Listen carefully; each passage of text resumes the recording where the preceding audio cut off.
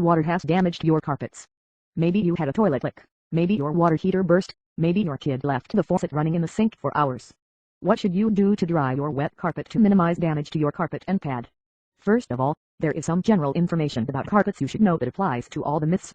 General information about water and carpets. Residential carpet usually has a pad underneath it. The pad can be anywhere from 1/4 inch to almost an inch thick. The pad provides cushioning and gives your carpet that comfortable, soft feel when you walk on it. Commercial carpet in offices and stores generally doesn't have pad underneath it. Carpet pad absorbs water like a sponge. The problem with pad under a carpet is that it is a sponge and can hold many times its own weight in water. Pad is designed to cushion your feet, so it is spongy by nature and will soak up water like a cleaning sponge in your kitchen sink. Carpet doesn't stop or hold much water. Although your carpet may feel very solid under your feet, it offers very little resistance to water passing through it. Carpet is actually like a sieve to water. A typical carpet will not hold more than a few ounces of water per square foot of carpet before it is saturated. After these initial few ounces of water have entered the carpet, any further water filters straight through the carpet and into the pad. Water likes to travel. Water doesn't stay put, it is always on the move. The rule to remember is wet goes to dry. Water will automatically move towards the dry building material. Water at the center of the room will flow through the carpet and across the pad to the walls. It will migrate to the edges of the room in a matter of minutes or hours depending on how much water was spilled. When you touch the carpet at the edge of the room, it may not even feel damp, but the pad could be saturated. This can be seen using an infrared camera. An infrared or thermal imaging camera is useful in finding the real area that the water has damaged, even if you can't see or feel it. In general, I would say that the actual wet area in any flood found with professional water damage meters is about twice the size of what the homeowner reports. An infrared camera will show how water travels under the carpet through the pad. Even in a small flood, water can migrate through walls and up to rooms away within 12 hours. Bearing the information above in mind, here are some common myths about wet carpets and how to dry wet carpets. Myth number 1. The carpet will dry by itself. This is actually true, just like it is true that you could win the lottery with one ticket.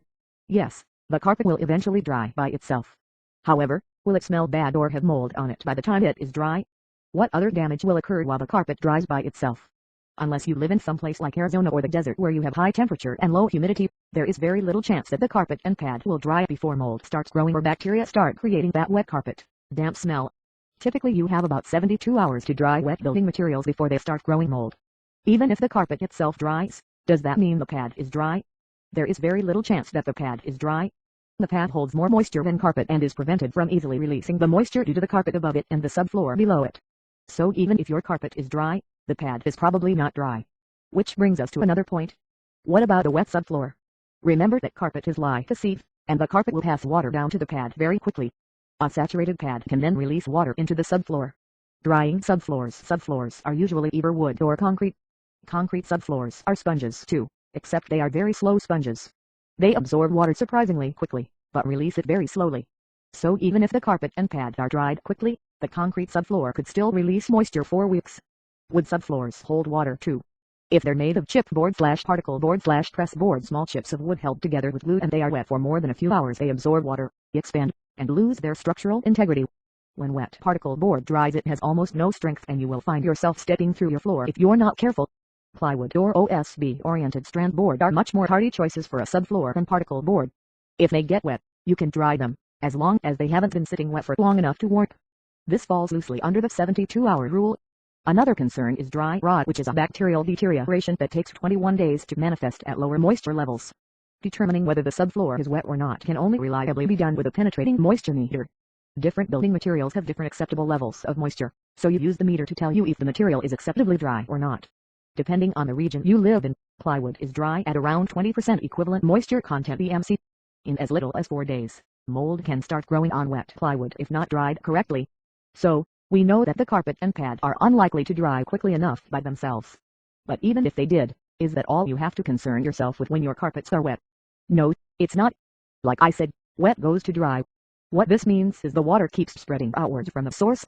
On one flooded carpet job we did, the carpet first got wet about 12 hours before we arrived. During that time the homeowner used her wet vac to suck up as much water as possible from the wet carpet, about 100 gallons. She just wanted us to dry her carpets. However, using the infrared camera and moisture meters, we found that her walls were wet, in some places to almost well above the carpet. Wet dry wall, is that a problem? The problem with wet dry wall is the usual 72-hour problem. In as little as 72 hours mold can start growing on that wet dry wall. Mold especially likes dark, Warm places with no airflow. That describes the wall cavity, the perfect place for mold to grow. So that's the problem. Wet carpet creates wet dry wall which can create mold. Below is a picture of the wall after water had been standing for a long time. To summarize, yes, the carpet will eventually dry by itself. But you'll more than likely have mold and smells by the time it is dry, and then you'll be ripping walls and carpet out to fix the problem. Myth number 2. You have to remove the wet pad underneath your carpet. There is a myth that you can't remove water from a wet pad, even with commercial extraction equipment. People who say this are talking about the standard carpet cleaning wand shown on the right. It is what is commonly used to clean carpets. It sprays hot water onto the carpet and then sucks it back up again. The wand is designed to pull water out of the carpet fibers, not the pad, and it does a good job at that. So if you have water damage on commercial carpet without a pad, the wand is a good tool to use. However, on residential carpet with a pad, it extracts almost none of the water from the pad. So how do you get water out of the pad so you don't have to remove and discard the pad? There are a number of new commercial extraction tools that will remove water from the pad. Our favorite is the flash extractor. It is a wonderful piece of equipment, probably my favorite tool. We have no affiliation with the makers of this tool, and receive no compensation for mentioning it. The flash extractor will pull buckets of water out a carpet that has been wand extracted to death.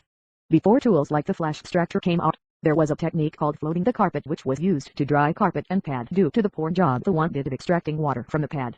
To float the carpet, you pull up a corner of the carpet and stick an air mover or carpet fan under the carpet to blow air under the carpet and onto the pad. While this method still works, it is slower, less effective, and often stretches the carpet so that it doesn't fit properly when restretched. Floating the carpet is an old school technique that is unnecessary if you have the right tools, i.e. a deep extraction tool such as the flash extractor. To complicate matters, bear this in mind. While you can dry wet pad, it doesn't always mean you should. If you have contaminated water in the pad, you can dry it, but you will be leaving at least some contamination in the pad, and over time, it will start to stink and rot. In contaminated water situations, you will have to remove the pad because you can't effectively decontaminate it while it is underneath the carpet. In the water restoration industry, contaminated water is called Category 2 gray water or Category 3 black water. Myth number 3. You can't dry a wet pad under a carpet. The truth to this myth is the same as for the question above. Basically, you can dry a wet pad, even without floating that carpet, but that doesn't mean you always should. See the answer above for details. Myth number 4. You have to lift the carpet and float it using blower. The answer to this question is in the answer to question 2 above. To summarize, you don't have to float carpet if you have a deep extraction tool and know how to use it. Myth number 5. You have to remove and discard wet carpet.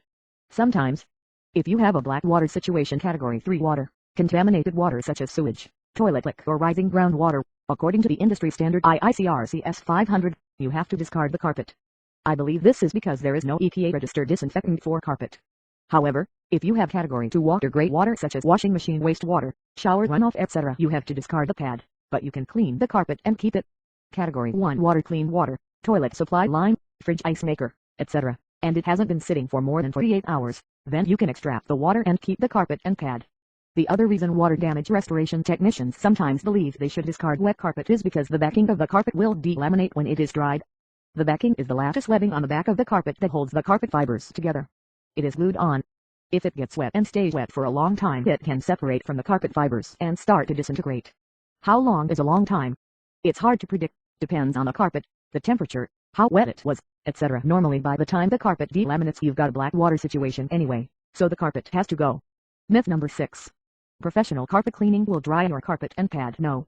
Not unless they use a deep extraction tool that is designed specifically to remove water from the pad. The regular carpet cleaning wand will not remove significant water from the carpet pad. Myth number 7. To remove the wet carpet smell, you should have it professionally cleaned. Yes, with a mostly attached to it. The carpet cleaning machines and methods available to most homeowners aren't very effective. Compared to commercial carpet cleaning equipment, the carpet cleaning machines you rent from the local supermarket are like a moped is to a Harley. They're the same thing, but not really. Getting anything other than a live smell out of the carpet requires the high pressure and suction of a commercial machine. It also requires the expertise of a trained and experienced carpet cleaner.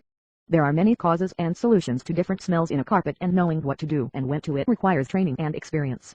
If baking soda and vacuuming don't work, your best bet is to call in trained and experienced carpet cleaner, preferably one that is also an IICRC certified odor control technician.